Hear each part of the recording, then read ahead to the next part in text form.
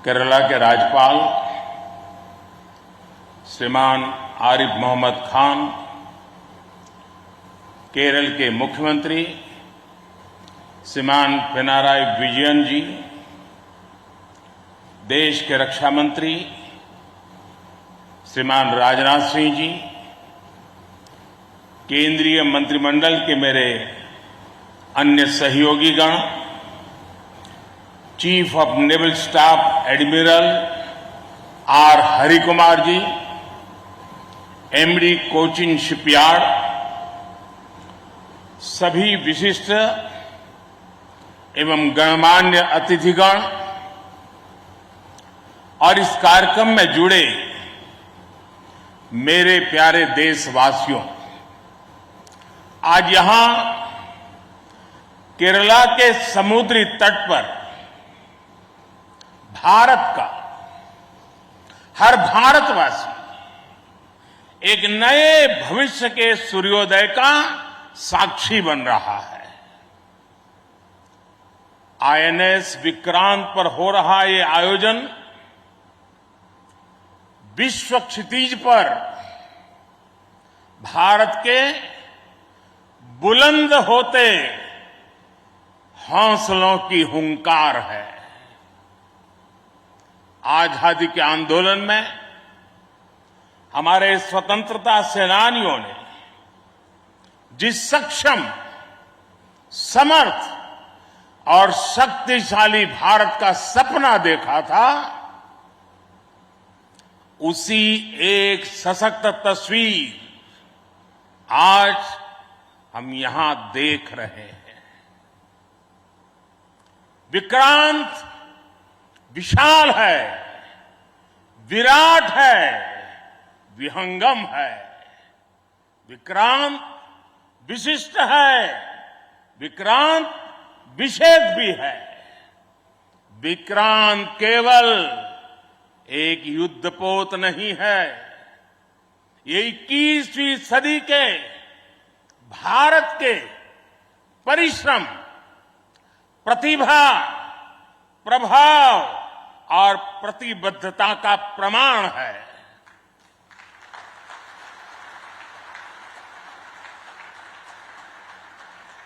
यदि लक्ष्य दुरंत है, यात्राएं दिगंत है, समंदर और चुनौतियां अनंत है, तो भारत का उत्तर है विक्रांत।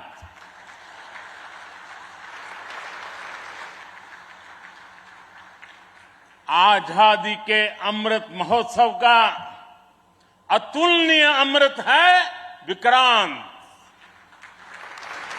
आत्मनिर्भर होते भारत का अद्वितीय प्रतिबिंब है विक्रांत। ये हर भारतीय के लिए गर्व और गौरव का अनमोल अवसर है। ये हर भारतीय का मान, स्वाभिमान बढ़ाने वाला अवसर है। मैं इसके लिए हर एक देशवासी को बधाई देता हूं। साथियों, लक्ष्य कठिन से कठिन क्यों न हो, चुनौतियां बड़ी से बड़ी क्यों न हो, भारत जब ठान लेता है तो कोई भी लक्ष्य असंभव नहीं होता है।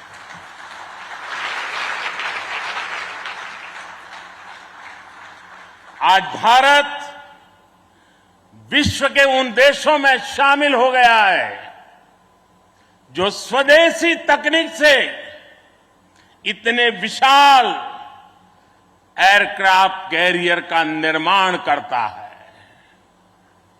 आज आईएनएस विक्रांत ने देश को एक नए विश्वास से भर दिया है।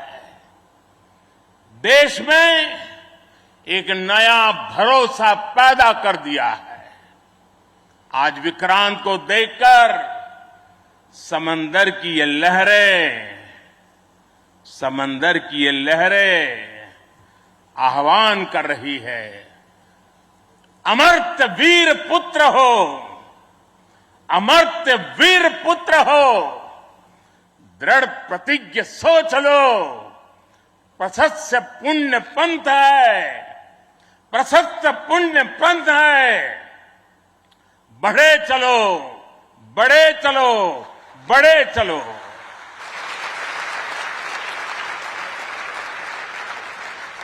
साथियों, इस ऐतिहासिक अवसर पर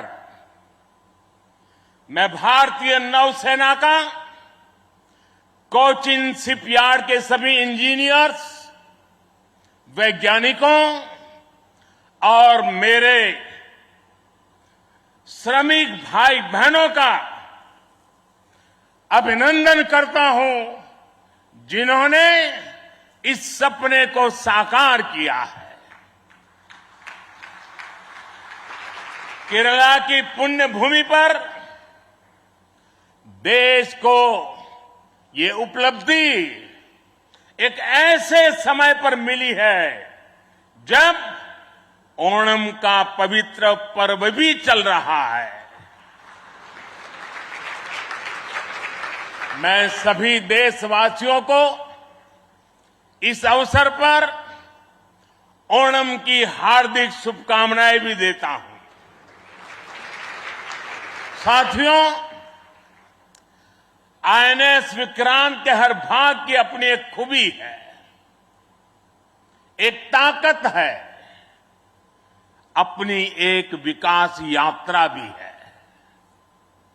ये स्वदेशी सामर्थ्य, स्वदेशी संसाधन और स्वदेशी कौशल का प्रतीक है। इसके एयरबेस में जो स्टील लगी है, वो स्टील भी स्वदेशी है।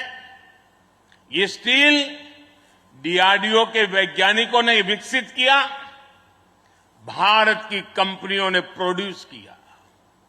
एक युद्धपोत से भी ज्यादा एक तैरता हुआ एयरफील्ड है, एक तैरता हुआ शहर है। इसमें जितनी बिजली पैदा होती है, उससे 5000 घरों को रोशन किया जा सकता है। इसका फ्लाइट डेक भी 2 फुटबॉल ग्राउंड के बराबर है।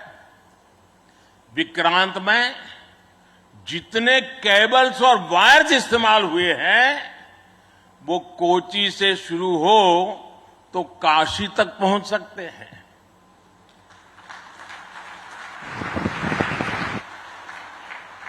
ये जटिलता हमारे इंजीनियर्स की जीवटता का उदाहरण है।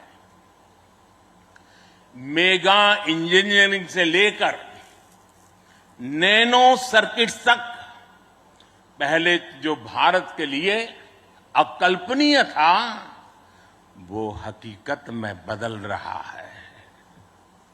साथियों, इस बार स्वतंत्रता दिवस पर मैंने लाल किले से पंच प्राण का आह्वान किया और हमारे हरि जी ने भी इसका उल्लेख किया। इन पंच प्राणों में पहला प्राण है विकसित भारत का बड़ा संकल्प, दूसरा प्राण है गुलामी की मानसिकता का संपूर्ण त्याग, तीसरा प्राण है अपनी विरासत पर गर्व, चौथा और पांचवा प्राण है देश की एकता, एकजुटता और नागरिक कर्तव्य। आईएनएस विक्रांत के निर्माण और इसकी यात्रा में हम इन सभी पंच प्राणों की ऊर्जा को देख सकते हैं। आईएनएस विक्रांत इस ऊर्जा का जीवन संयंत्र है। अभी तक इस तरह के एयरक्राफ्ट कैरियर केवल विकसित देश ही बनाते थे। आज भारत ने इस लीग में शामिल होकर विकसित राष्ट्र की दिशा में एक और कदम बढ़ा दिया है। साथियों, जल परिवहन के क्षेत्र में भारत का बहुत गौरवमयी इतिहास रहा है। हमारी समृद्ध विरासत रही है। हमारे यहां नौकाओं और जहाजों से जुड़े श्लोकों में बताया गया है, दीर्घिका तरणी ही लोला, गत्वरा गामिनी तरीहि, जंगाला प्लाविनी चैव धारिणी वेगिनी तथा। ये हमारे शास्त्रों में इतना वर्णन है। दीर्घिका, तरुणी लोला, गत्वरा, गामिनी, जंगाला, प्लाविनी, धारिणी, वेगिनी हमारे यहां जहाजों और नौकाओं के अलग अलग आकार और प्रकार होते थे। हमारे वेदों में भी नौकाओं, जहाजों और समुद्र से जुड़े कितने ही मंत्र आते हैं। वैदिक काल से लेकर गुप्त काल और मौर्य काल तक भारत के समुद्री सामर्थ्य का डंका पूरे विश्व में बजता था। छत्रपति वीर शिवाजी महाराज ने इस समुद्री सामर्थ्य के दम पर ऐसी नौसेना का निर्माण किया जो दुश्मनों की नींद उड़ाकर रखती थी। जब अंग्रेज भारत आए तो वो भारतीय जहाजों और उनके जरिए होने वाले व्यापार की ताकत से घबराए रहते थे। इसलिए उन्होंने भारत की समुद्री सामर्थ्य की कमर तोड़ने का फैसला लिया। इतिहास गवाह है कि कैसे उस समय ब्रिटिश संसद में कानून बनाकर भारतीय जहाजों और व्यापारियों पर कड़े प्रतिबंध लगाए दिए गए थे।